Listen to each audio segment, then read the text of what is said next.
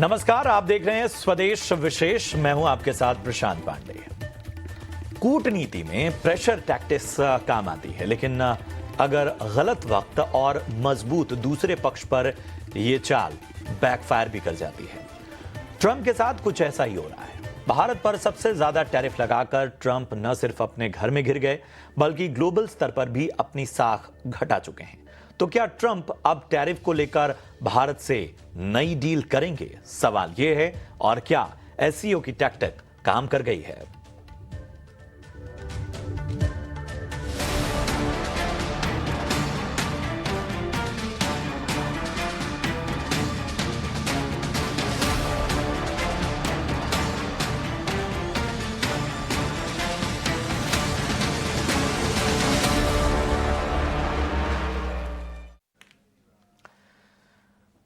चर्चा की शुरुआत करें उससे पहले मैं हाल फिलहाल के कुछ बयानों को दिखाता हूं, और दो बयान बहुत महत्वपूर्ण हैं।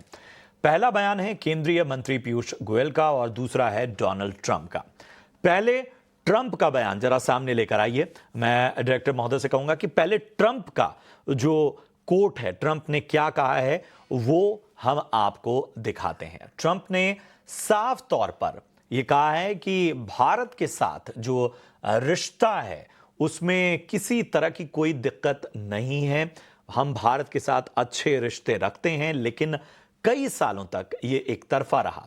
भारत हम पर बहुत ज्यादा टैरिफ लगाता था, दुनिया में सबसे ऊंचे टैरिफ। हमें भारत को ज्यादा एक्सपोर्ट नहीं कर रहे थे, लेकिन भारत से इंपोर्ट काफी ज्यादा था, क्योंकि हम उन पर कोई टैरिफ नहीं लगाते थे। ये एक तरह का सामान बड़े पैमाने पर हमारे देश में भेजते थे। इसका नतीजा यह हुआ कि वो सामान यहां नहीं बनते थे, हम भारत में कुछ नहीं भेज पाते थे, क्योंकि वो हमसे 100% टैरिफ वसूलते थे। तो ये तो ट्रंप का बयान आपने देखा, और उसमें साफ तौर पर उन्होंने भारत के साथ अच्छे रिश्तों की वकालत की है। लेकिन अब आपको केंद्रीय वाणिज्य मंत्री पीयूष गोयल का भी एक बयान दिखाते हैं, और यह ताजा बयान है। ये सारे बयान जो हैं वो ताजा हैं। एक तरफ ट्रुथ सोशल पर ट्रंप ने बोला, और केंद्रीय वाणिज्य मंत्री पीयूष गोयल ने क्या कहा है वो भी जरा सुन लीजिए। केंद्रीय वाणिज्य मंत्री पीयूष गोयल ने साफ तौर पर कहा है कि अमेरिका के साथ नवंबर तक ट्रेड करार की उम्मीद है। जो बीटीए है, यानी बायलैटरल ट्रेड एग्रीमेंट, उस पर चल रही बातचीत नवंबर तक पूरी हो सकती है। दोनों देशों के बीच अब तक 5 दौर की बातचीत हो चुकी है।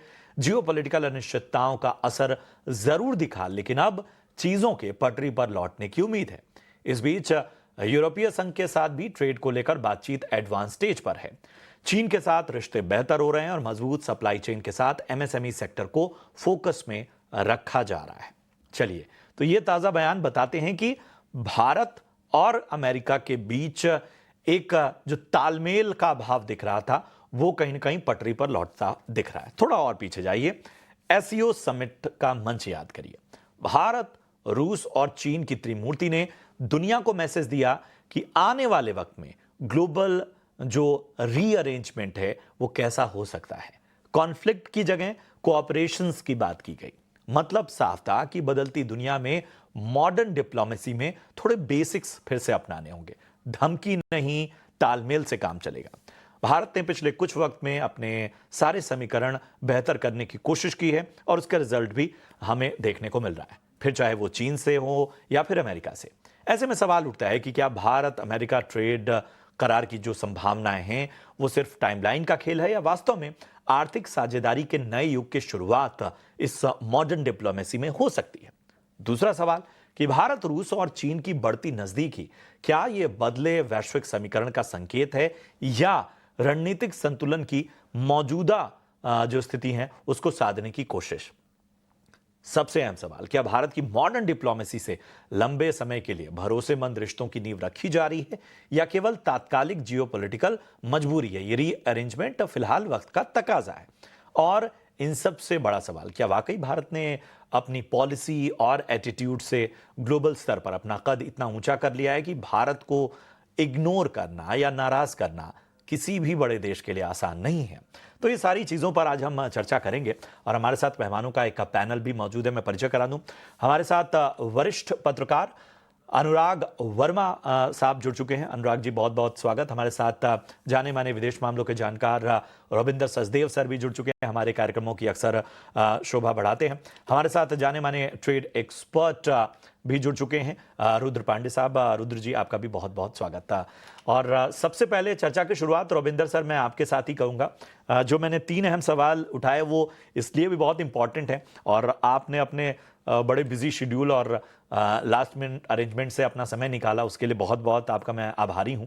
और हम जान रहे हैं कि आप चाइना के लिए निकलने वाले हैं। SCO global south summit, media और थिंक टैंक्स, जो तमाम चीज़ें रही हैं उसको बहुत बारीकी से उसका परीक्षण करने वाले हैं। तो सबसे पहले तो हम यही जानना चाहेंगे कि आप इस पूरे रीअरेंजमेंट को, इन सारे संकेतों को, ट्रंप के बयान, फिर पीयूष गोयल ने जिस तरह से कहा कि नवंबर तक हम किसी न किसी सहमति पर पहुंच जाएंगे, इन सारी चीज़ों को देख कैसे रहे? जानवी, यस, एन ऑनर आपके और आपके स्टीम पैनल के साथ। हाँ, आज रात में जा रहा हूँ एक्चुअली। अगले 2 दिन एससीओ की एक और समिट है, media and think tank summit, जो 2 दिन पहले जो कंसेंसस मोदी जी ये सब मिले, उसका जो आउटकम्स है उसको रिव्यू करने के लिए सिस्टमैटिकली कि क्या आउटकम हुआ, कहाँ जाता देखते तो बहुत इंटरेस्टिंग होगा। जितने कंट्रीज है सबके थिंक टैंक्स, मीडिया की सुनने को मिलेंगे विचार और सीखने को भी। But at the same time big picture में ओवरऑल अभी जो मैं समझ रहा हूँ 2 क्वेश्चन अभी हैं, बाकी तो बहुत है। बट कि दुनिया में क्या हो रहा है, पीयूष गोयल जी के रिमार्क को दुनिया में आई थिंक क्लियर है, सबको दिख रहा है। हम कह रहे हैं, कहा जा रहा है नया वर्ल्ड ऑर्डर बन रहा है, सब देश फ्लक्स में है। मेरा ये मानना है कि ये एक नई वर्ल्ड मैट्रिक्स अंडर कंस्ट्रक्शन चल रही है इस समय। कोविड के बाद दुनिया रुक गई थी, रीबूट करना शुरू हुआ दुनिया कंप्यूटर, यूक्रेन वॉर हो गया, जियो पॉलिटिकल डिवाइड्स हो गए, वहां से कुछ दुनिया संभल रही थी कि क्या होगा कैसे होगा, ट्रंप आ गए। तो इस समय ये दुनिया एक फ्लक्स में है। हर देश अपनी मसल भी फ्लेक्स भी कर रहा है, एडजस्ट भी कर रहा है, पुश भी कर रहा है, मल्टीपल पार्टनरशिप बना रहा है, आगे पीछे हो रहा है। तो वो हम देख रहे हैं रियल टाइम हिस्टोरिकल। इस समय सर्च जारी है एक नए मैट्रिक्स बनाने की। इस सर्च में डेफिनेटली यस, इंडिया एक अहम प्लेयर है without doubt. I mean America तो ऑब्वियसली हिजेमॉन है, बट जो ढूंढ रहे हैं नए वर्ल्ड ऑर्डर, इवन ट्रंप भी एक नया वर्ल्ड ऑर्डर बनाना चाह रहा है अपने हिसाब से, राइट। और इधर देश है जैसे चीन अपना अलग देख रहा है, रशिया चाइना आपस में कुछ कर रहे हैं, अब इंडिया भी, हम हमें भी कुछ एक वेकअप कॉल मिला है। तो ये वक्त वैसा है, इस समय बहुत ही अनसर्टन, बहुत ही वॉलेटाइल है। सेकेंडली, मिनिस्टर गोयल जो कह रहे हैं, मुझे जो समझ आ रहा है, इसको शायद हम ऐसे देखें कि वो सेग्रीगेट कर रहे हैं दोनों टैरिफ्स को। तेल वाली टैरिफ को अलग कर रहे हैं और ट्रेड वाले टैरिफ्स का मामला अलग कर रहे हैं, राइट। क्योंकि जब तक अगर यूक्रेन युद्ध नहीं रुकेगा और अगर ऐसे ही चलता रहा तो शायद ये टैरिफ हम पे रहेगी। और बाय द वे, अगर ये युद्ध और कॉम्प्लिकेटेड हो गया तो सरप्राइज मत होइएगा, अमेरिका का रवैया ऐसे ही रहा तो ये 25% जो तेल के चक्कर में टैरिफ बढ़ा के 50 कर देंगे हम पे। We can not rule that out, so be careful on that. But अभी जो मिनिस्टर गोयल कह रहे हैं कि हम बायलैटरल एग्रीमेंट बाय नवंबर शायद कंज्यूमेट कर लेंगे, तो डेफिनेटली ये उसमें शायद ये है कि बहुत गिव एंड टेक हो रहा है, एडजस्टमेंट्स हो रही हैं। आई थिंक हम काफी चीजों पर एडजस्ट कर रहे हैं, करेंगे भी। क्योंकि काफी कुछ जो अमेरिका का उनकी डिमांड है, एक तरह से कहिए या रिक्वेस्ट है, सजेशन है कि हमारे नॉन टैरिफ बैरियर्स की कुछ बदलें ताकि ईज ऑफ डूइंग बिजनेस बढ़े। क्योंकि अमेरिका का केवल यही ऑब्जेक्टिव नहीं कि वहां पे टैरिफ करेक्ट करे अमेरिकी सरकार और ट्रंप फिर उसको कैसे इस्तेमाल करे देश के अंदर। ट्रंप का पूरा फोकस है कि अमेरिकन एक्सपोर्ट्स बढ़ाओ। इसका एग्जांपल क्विकली देना फिनिश हो, वियतनाम है, वियतनाम पे 40% टैरिफ लगे थे, तो वियतनाम ने कहा था कि मैं तो 0% कर देता हूँ। ठीक है, मेरी सारी मार्केट खोल दी मैंने, आप 0% टैरिफ कर दिया। तो पीटर नवारो ने कहा था हमें तुम्हारे इंपोर्ट ड्यूटी से मतलब नहीं है, हमें मतलब है तो अपने नॉन टैरिफ बैरियर्स खोलो, अपनी मार्केट का एक्सेस हमारे लिए खोलो। तो पॉइंट इसकी अमेरिका उस तरह की भी शर्तें रख रहा है। अब लेट अस सी, अगर होपफुल है मिनिस्टर तो इट मे बी पॉसिबल, पर वो तभी हो पाएगा अगर हम तेल वाले मामले की शैडो या क्लाउड्स ट्रेड वाली डिस्कशंस में नहीं इंटरफेयर कर पाएंगे। बहुत बहुत स्पष्ट तरीके से ये चीज़ें समझनी होंगी, और इनको कहीं ना कहीं इनका फर्क समझना होगा। रुद्र सर, हमें बताइए, मतलब आपको लग रहा है कि चीज़ें नरम पड़ रही हैं? आपको लगता है कि अभी भी कॉम्प्लिकेशंस हैं? देखिए, बहुत बहुत धन्यवाद हमें मुझे बुलाने के लिए। मेरे हिसाब से 2-3 चीज़ें हैं जो बहुत महत्वपूर्ण है यहाँ पे। पहली चीज़ जो है कि जो ठहराव था रिलेशनशिप में, आई थिंक उसमें थोड़ी-सी वार्मनेस, थोड़ी-सी गर्मी आई है। वो बड़ा इम्पोर्टेंट है 2 चीज़ों के लिए। एक तो इंडिया के जो मैन्युफैक्चरर्स हैं, उनको कुछ चीज़ें बहुत इम्पोर्टेंट जैसे मिनरल्स हैं, कुछ और कंपोनेंट्स हैं, हमारे मैन्युफैक्चरिंग के लिए वो सारी चीज़ें ज़रूरी हैं जो हमें चाहिए चाइना से। वो अभी रुकी हुई थी। अब क्या है इस मीटिंग के बाद उस उन सब चीज़ों में जो रुकावट थी, वो रुकावट अब नहीं रहेगी। जो इंडियन कंपनीज़ हैं वो उन चीज़ों को ले आ पाएँगे फ्रॉम चाइना से जो हमारी कुछ चीज़ें रुकी हुई हैं वो प्रोसीड करेंगी, मूव करेंगी। वो बहुत अच्छा एक डेवलपमेंट है फ्रॉम अ बिज़नेस एंगल। दूसरी जो चीज़ है which is also very important जो हमारे बिज़नेस में आल्सो हेल्प करेगा, वो प्रेस नोट 3 है। अगर आपको मालूम हो प्रेस नोट 3 एक ऐसा नोटिफ़िकेशन है जिसमें कोई भी चाइनीज़ कंपनी डायरेक्टली या इनडायरेक्टली अगर उनका कोई भी बेनिफिशियल ओनरशिप रहता है, उसके लिए सरकार से अप्रूवल चाहिए होता है। वो अप्रूवल जनरली स्पीकिंग वो 6 से 9 महीने में आता है, कभी-कभी 1 साल भी लग जाता है। वो डिपेंड करते हैं कि आप सेंसिटिव सेक्टर में हैं, नॉन सेंसिटिव सेक्टर्स में हैं। अभी जस्ट मैं एक मीटिंग से आ रहा हूँ फिक्की के हमारा एक मैन्युफैक्चरिंग लीडरशिप फोरम था और कल शाम में पीयूष जी से भी मेरी मुलाकात हुई थी। तो मैसेजिंग ये आ रहा है कि इन सब चीज़ों पे काफ़ी लिबरलाइज़ेशन होगा और काफ़ी इम्प्रूवमेंट होगा। उसका 2 फ़ायदे होंगे। पहला फ़ायदा ये है कि जो प्राइवेट इक्विटी इन्वेस्टर्स हैं, जो उनके जीपीज़ हैं उनके वजह से जो उनको अप्रूवल के लिए जाना पड़ता था, तो हो सकता है कि वहाँ पे काफ़ी चीज़ों को सुलझाया जाए और चीज़ें को काफ़ी सिम्प्लीफाई किया जाए। बहुत डिटेल में क्लैरिटी तो नहीं है अभी, लेकिन मुझे लगता है कि अगले 2 से 3 सप्ताह में बहुत कुछ चीज़ें क्लियर हो जाएँगी और वहाँ का जो इन्वेस्टमेंट है पीई और direct investment even from China, उसमें भी काफ़ी कुछ सुधार होगा। तो जो सुधार होने से क्या फ़ायदा है कि जो टेक्नोलॉज़ी हमें चाहिए, अभी चाइना से या जो भी कोऑपरेशन चाहिए, उसमें भी काफ़ी कुछ चीज़ें सुधार होंगी, जिससे हमारे लिए ओवरऑल फ़ायदा है। तो मेरे हिसाब से मतलब ट्रस्ट का इश्यू रहता है चाइना के साथ, उसके लिए हमें वेट करना पड़ेगा।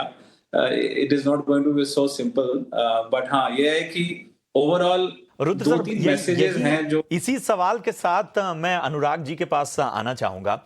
अनुराग सर, ठीक है, हमने एससीओ से जो मैसेजिंग दी है और जो मैं कह रहा हूँ कि मॉडर्न डिप्लोमेसी में शायद बेसिक्स पर दिग्गज देश फोकस कर रहे हैं और कहीं न कहीं एक एक तरह का संकेत जो सामने आ रहा है उसमें एक वज़न भी है। मतलब उसके बाद जो डेवलपमेंट सामने आ रहे हैं, उसकी जो बाय प्रोडक्ट्स चीज़ें हो रही हैं, वो कहीं न कहीं इस सारे अरेंजमेंट्स को, रीअरेंजमेंट को मैं कहूँगा एक तरह से सपोर्ट भी कर रही हैं। लेकिन क्या ये वक़्त का तकाज़ा है या आपको लगता है कि ये टिका रहेगा?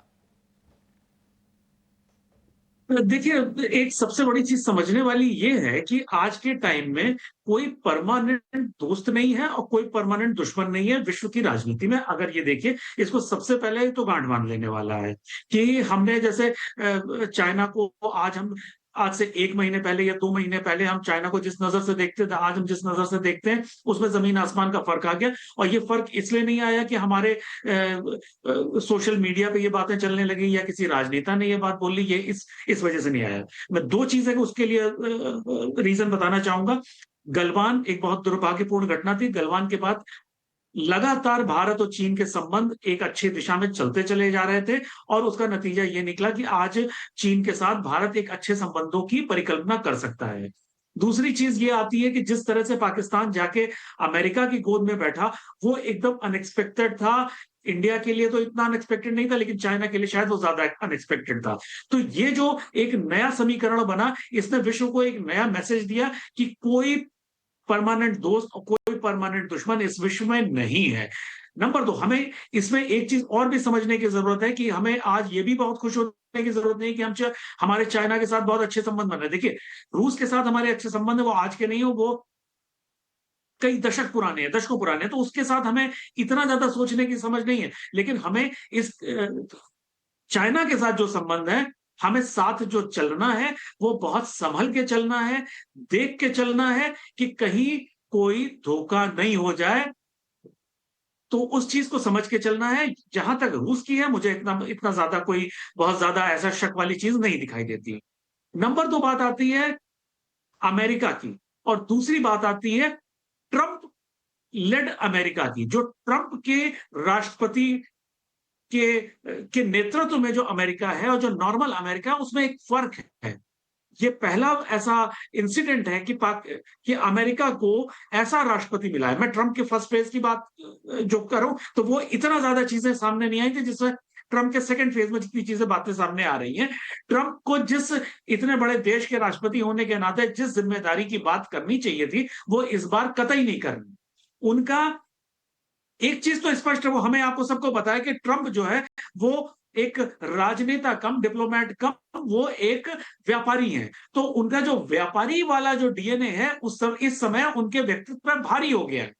उनके अपने व्यक्तिगत जो बिजनेस इंटरेस्ट हैं, देश के जो बिजनेस इंटरेस्ट हैं, उसने पूरी की पूरी जो डिप्लोमेसी है, वर्ल्ड डिप्लोमेसी, उसको और चेंज कर दिया शायद है। यही यहाँ पे वजह समझने है, की जरूरत शायद है। यही वजह है कि अपने ही देश में उन्हें आलोचनाओं का शिकार होना पड़ रहा है। मतलब तमाम रेटिंग एजेंसीज ने जिस तरह से लगातार अपनी कमेंट्री में, अपनी रिपोर्ट्स में ये लगातार कहा है कि टैरिफ का नुकसान जो है वो भारत को हो सकता है कि बहुत शॉर्ट टर्म के लिए हो, लेकिन लॉन्ग टर्म में उस पर कोई दिक्कत नहीं आने वाली, क्योंकि उनकी डोमेस्टिक डिमांड और बाकी जो पैरामीटर्स हैं वो काफ़ी स्ट्रांग हैं, और उसका नेगेटिव इम्पैक्ट जो है वो कहीं ना कहीं अमेरिका पर पड़ने वाला है। और मतलब इन्फ्लेशन एक बहुत बड़ा मैटर इसमें सबसे बड़ा नज़र आता है।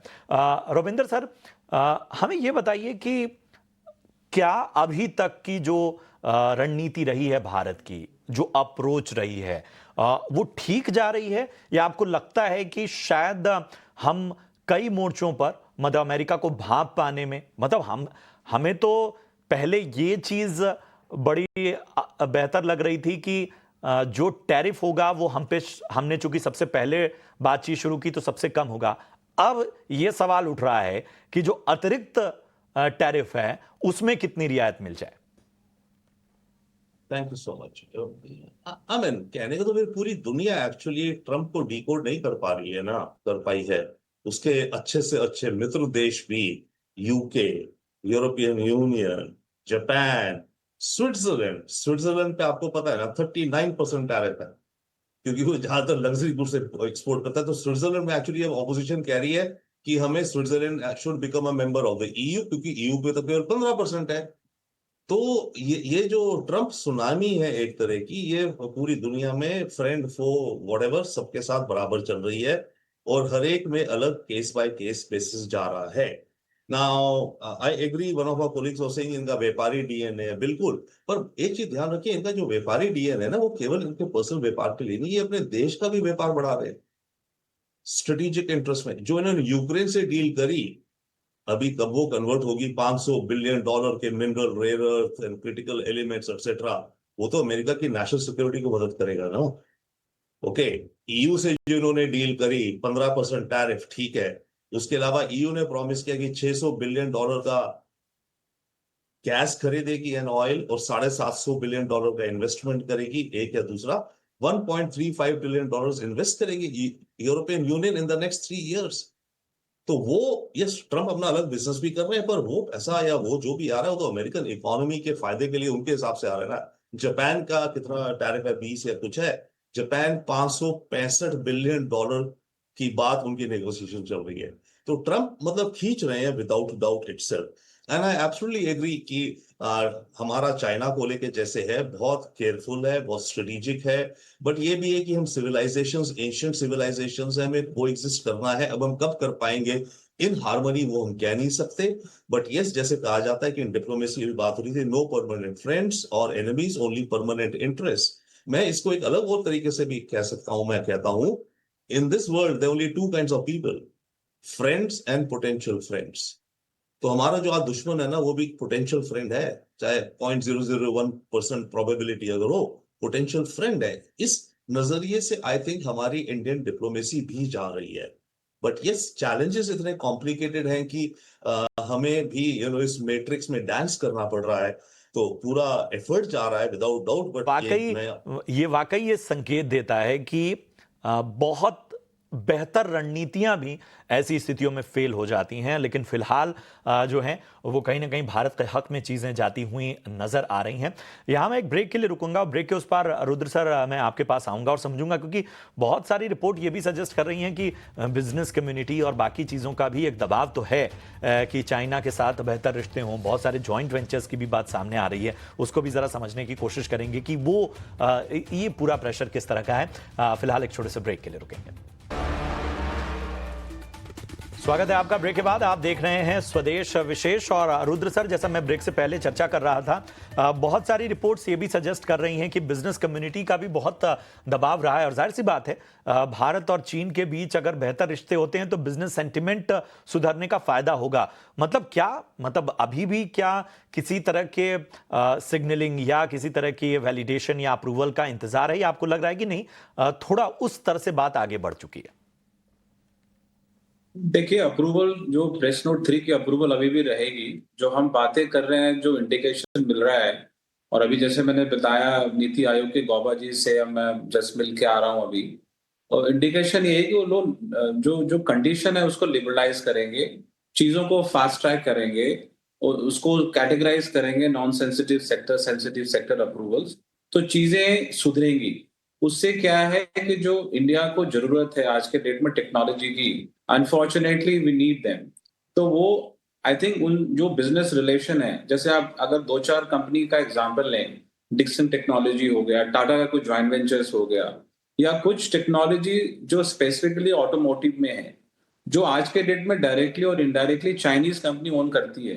तो हालांकि केवल टेक्नोलॉजी लेने के लिए कोई अप्रूवल नहीं चाहिए हमें, लेकिन कोई भी टेक्नोलॉजी देता है तो चाहता है कि साथ में इक्विटी इंटरेस्ट भी रहे, वहां पे अप्रूवल की जरूरत है। तो जो गवर्नमेंट से इंडिकेशन आया है कि वहां पे काफी चीजें सुधार होंगी, फास्ट ट्रैक होगा, तो चीजें काफी बेहतर होंगी। I think it's a very good indication. But उसके साथ में एक चीज मैं और बताना चाहूंगा वेरी ब्रीफली, आई नो कि थोड़ा आपका टाइम कम है, बट जो एक बड़ा अनाउंसमेंट है, एससीओ डेवलपमेंट बैंक की बात चल रही है, जो चाइना ने खुद बोला है कि जो इनिशियल फंडिंग वो देगा। अगर वो होता है तो एक बड़ा ऑल्टरनेट है डॉलर का। अभी वो किस शेप में लेगा, क्या होगा उसमें, वेरी आंसर। बिल्कुल, तो देखते हैं इसको बिल्कुल। बिल्कुल। एक आखिरी सवाल के साथ अनुराग जी मैं आपके पास आना चाहूंगा, थोड़ा ऑप्टिमिज्म के साथ भी अगर देखें और भारत और चीन के रिश्ते सुधरते हैं, मतलब ये क्या वाकई एक प्रेशर टैक्टिक्स की तरह काम करेंगे ट्रंप पे, या आपको लगता है कि नहीं, मतलब उस वहां पर जो डीलिंग है वो अलग तरीके से होगी भारत और अमेरिका के, अगर हम रिश्तों का इतिहास देखें? प्रेशर टैक्टिक्स की अगर बात करें तो कर रही है, उसमें करेगी से ज्यादा तो उसको हम अभी कह सकते हैं वो कर रही है। अगर वो प्रेशर टैक्टिक्स काम नहीं कर रही होती तो इस मीटिंग को लेके ट्रंप इतने ज्यादा बदहवास क्यों होते, या इतने ज्यादा वो वोकल क्यों होते? आपको मतलब आप आम जीवन में देखिए ना, जो चीज आपको परेशान नहीं कर रही उसके बारे में आप बात क्यों करेंगे? आप बात तो उसी के बारे में करेंगे ना जो आपको परेशान कर रही है। तो ट्रंप परेशान अभी भी हो रहे हैं, और आगे भी वो इस नई जो वर्ल्ड सिनेरियो जो बन रहा है, जो एक नया जो समीकरण बन रहा है, वो ट्रंप को कहीं ना कहीं परेशान करने वाला है। लेकिन एक चीज मैं आपको और बता दूं कि ट्रंप है व्यापारी। तो ट्रंप के साथ ये है कि उन्होंने, जैसे जो व्यापारी होता है वो अपना व्यापार देखता है सबसे पहले, वो अपने ईगो में काम नहीं करता है। तो ये ट्रंप के साथ भी है कि अगर उन्होंने टैरिफ वॉर शुरू करी और आप पे 50% उन्होंने लगा दिया, तो ऐसा नहीं है कि वो 50% पे कायम रहेंगे। वो ये भी आप मान के चलिए कि वो धीरे धीरे रिलैक्सेशन भी देते रहेंगे कि आप मतलब व्यापार बंद नहीं होना चाहिए भाई। और वो तो हम उनके कई यूटर्न ऐसे देख भी चुके हैं, और तमाम चीजें हम इसके बारे में, मतलब इसको शायद प्रमाण की आवश्यकता नहीं है। इतना ही समय है, लेकिन अच्छी चर्चा रही। रोविंदर सर बहुत बहुत शुक्रिया। इसके अलावा रुद्र सर आपका भी बहुत बहुत धन्यवाद। अनुराग सर आपने भी अपना कीमती समय दिया और तमाम पहलुओं पर एक खास विश्लेषण हमने कोशिश की, चाहे कारोबार से लेकर डिप्लोमेटिक संबंध और तमाम चीजें जो बदलते हुए वर्ल्ड ऑर्डर की बात की जा रही है, उन सभी पहलुओं पर बातचीत की। आप सभी का बहुत बहुत शुक्रिया अपने शानदार इंसाइट्स के लिए। चलिए, इसी के साथ स्वदेश विशेष में आज के लिए इतना ही। नमस्कार।